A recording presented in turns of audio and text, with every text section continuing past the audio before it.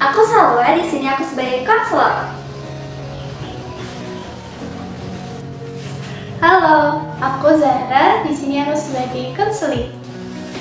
Di sini kita akan roleplay konseling.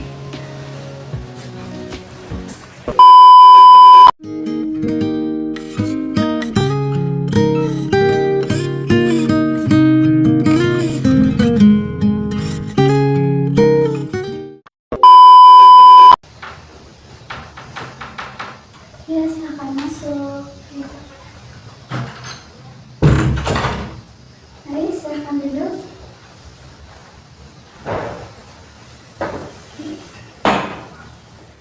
Assalamualaikum, Kak. Waalaikumsalam. Oke.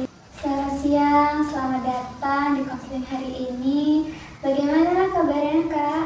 Cukup baik, Kak. Cuman agak nervous saja karena ini kan pertama kali saya konseling. Iya, nggak apa-apa, Kak. Itu wajar banget kok untuk orang yang pertama kali datang konseling.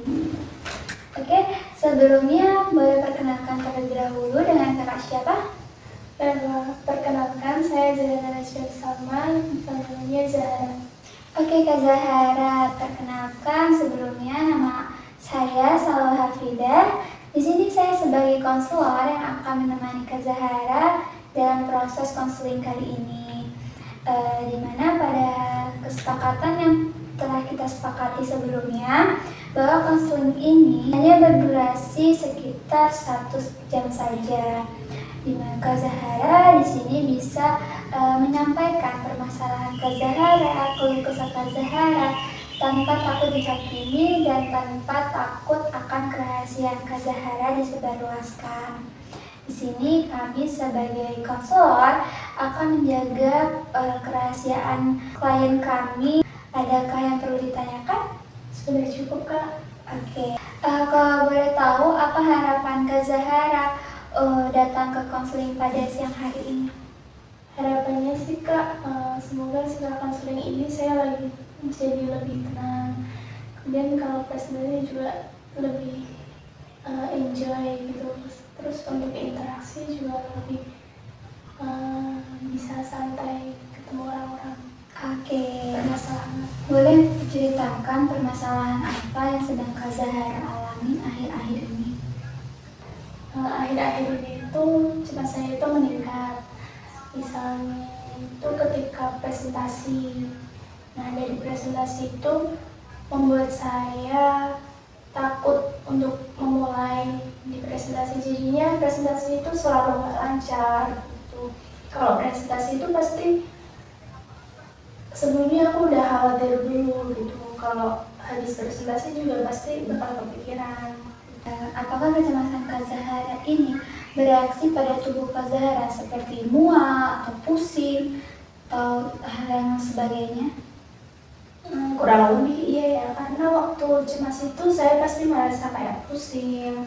Terus juga saya tuh ngerasa itu gemeter gitu, terus juga merasa mual.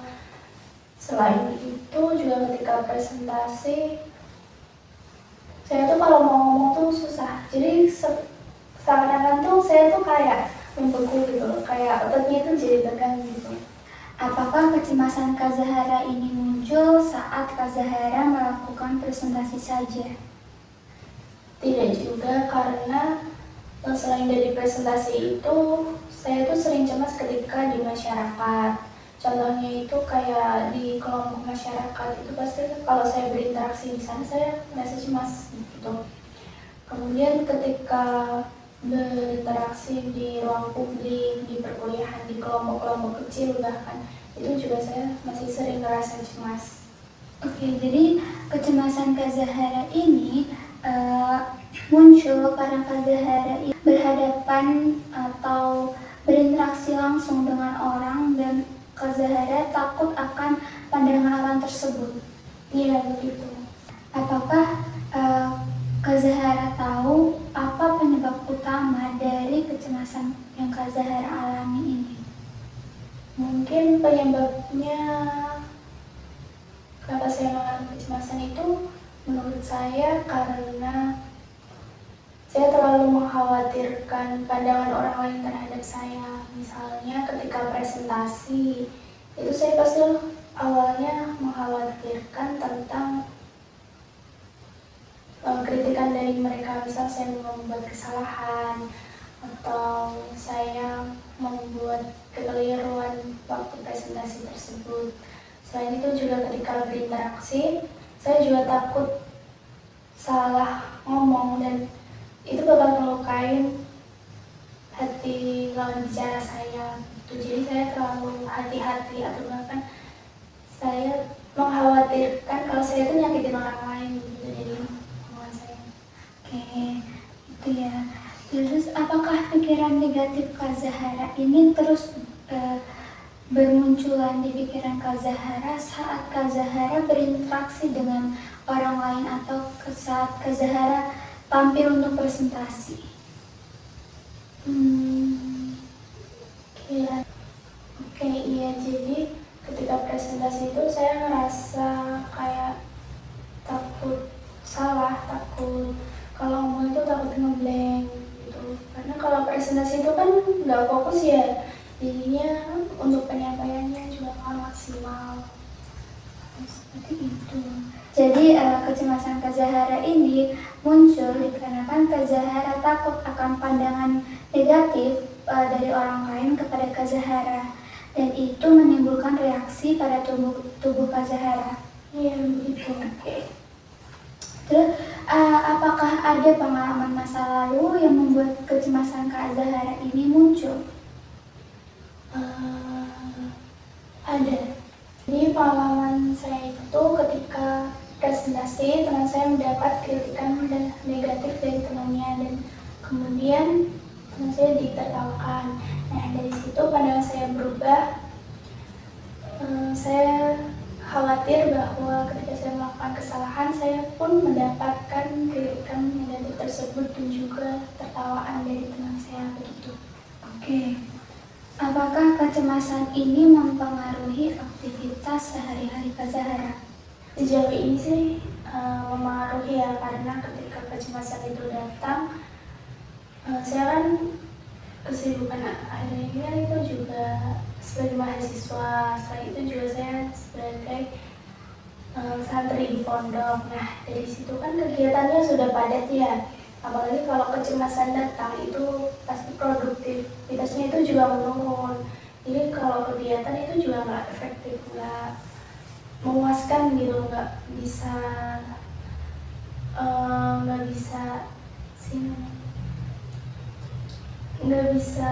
sesuai ekspektasi yang saya inginkan gitu. Oke. Dan apakah kecemasan ini juga mempengaruhi tingkat kepercayaan dirinya Kak Zahara? Bagi saya sih sangat mempengaruhi, karena ketika kecemasan itu datang, pasti saya mengalami penurunan kepercayaan diri. Contohnya kalau kecemasan itu datang, pasti saya langsung menghindar, saya pasti langsung menyendiri atau enggak saya nggak keluar rumah gitu, karena saya menenangkan diri. Oke, jadi kecemasan Kak Zahara ini sangat mengganggu aktivitas sehari-hari, dan juga kalau kecemasan itu muncul Kak Zahara jadi sulit berinteraksi dengan orang dan menurunnya kepercayaan diri Kak Zahara. Iya, betul. Oke. Nah, pada konseling siang hari ini kita mencoba hubungan antara pikiran, perasaan, dan perilaku. Kadang kecemasan Kak Zahara ini muncul dikarenakan pikiran yang negatif yang selalu berulang kali muncul dalam pikiran Kak Zahara. Oke, dalam konseling siang hari ini kita akan mencoba hubungan antara pikiran, perasaan, dan perilaku, di mana kecemasan ini sering muncul karena pikiran negatif Kak Zahara yang terus berulang. Nah, di sini bagaimana jika menurut Kak Zahara kita mengubah pola pikir tersebut menjadi lebih realistis? Boleh dicoba, Kak? Oke. Dari pikiran negatif yang Kak Zahara pikirkan, apakah Kak Zahara mempunyai bukti bahwa orang lain ini memandang negatif Kak Zahara saat melakukan presentasi atau ketika Kak Zahara berinteraksi dengan orang lain? Menurut saya itu cuma dari pikiran saya sendiri, karena saya tidak menemukan, saya tidak pernah melihat bahwa orang lain itu terus terang langsung menjadi pikiran saya. Jadi Kak Zahara tahu bahwa hal itu tidak benar-benar terjadi dan hanya dalam pikiran Kak Zahara saja. Iya, betul sekali. Oke. Jadi pikiran negatif Kak Zahara itu 100% benar atau hanya overthinking saja? Mungkin menurut saya itu termasuk overthinking saja. Oke, hanya overthinking saja ya Kak ya. Oke. Di sini saya memiliki dua pikiran realistis, di mana Kak Zahara bisa memilih pikiran yang menurut Kak Zahara lebih realistis. Oke, di sini saya memiliki contoh, ketika saya salah, saya tidak akan mengulanginya lagi. Atau yang kedua, yaitu ketika saya salah, saya bisa melakukannya dengan lebih baik. Kalau saya memilih yang kedua. Kenapa? Karena kedua itu setidaknya saya pernah mencoba, dan ketika saya melakukan hal kesalahan di waktu selanjutnya, pasti saya akan melakukan hal yang lebih baik dari yang kemarin begitu. Oke, itu sudah cukup bagus untuk berpikir realistis ya. Nah, Kak Zahara bisa mencoba pikiran itu sebelum Kak Zahara tampil, atau misalnya Kak Zahara menerapkan hal itu dalam kehidupan Kak Zahara. Apakah Kak Zahara akan merasa tenang atau malah sebaliknya? Menurut saya akan merasa tenang karena dan begitu saya tidak lagi khawatir tentang pandangan orang lain kepada saya, dan saya bisa belajar dari kesalahan yang mungkin saya perbuat yang lalu. Oke, jadi dari sini Kak Zahara bisa mencoba melakukan berpikir realistis untuk kedepannya, untuk mengurangi kecemasan Kak Zahara. Iya, betul. Untuk mengatasi kecemasan Kak Zahara juga bisa latihan sebelum presentasi. Seperti Kak Zahara latihan di depan cermin atau di depan temannya. Nah, apakah Kak Zahara sudah melakukan hal itu? Kemarin sih sudah pernah mencoba, tapi itu masih membuat saya cemas.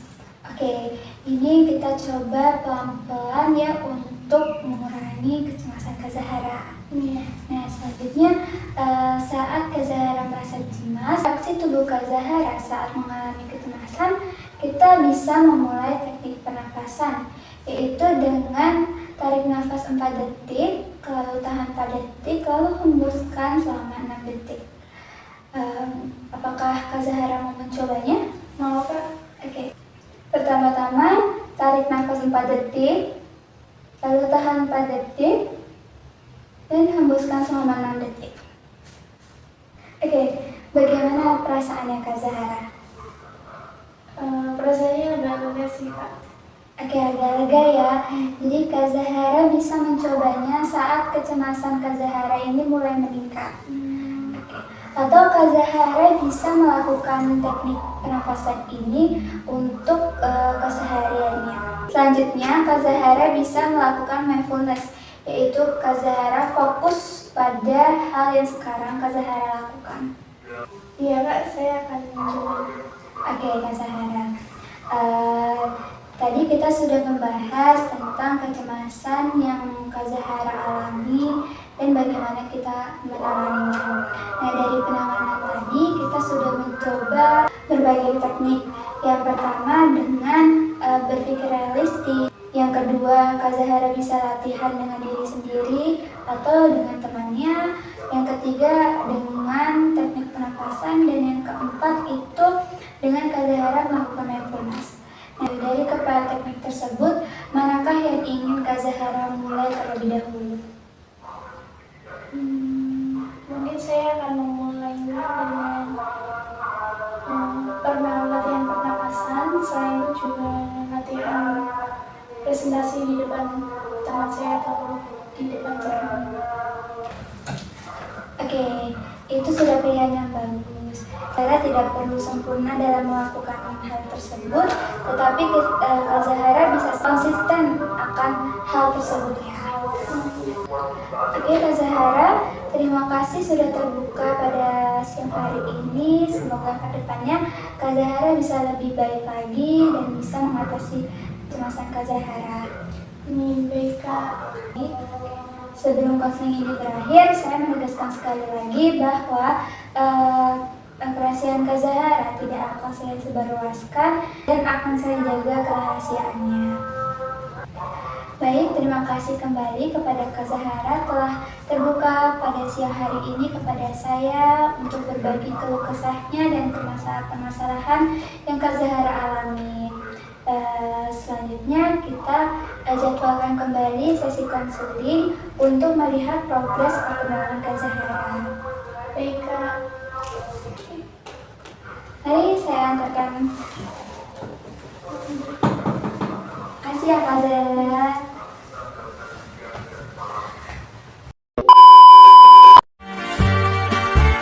Like cherry blossoms blooming in the mountain in the early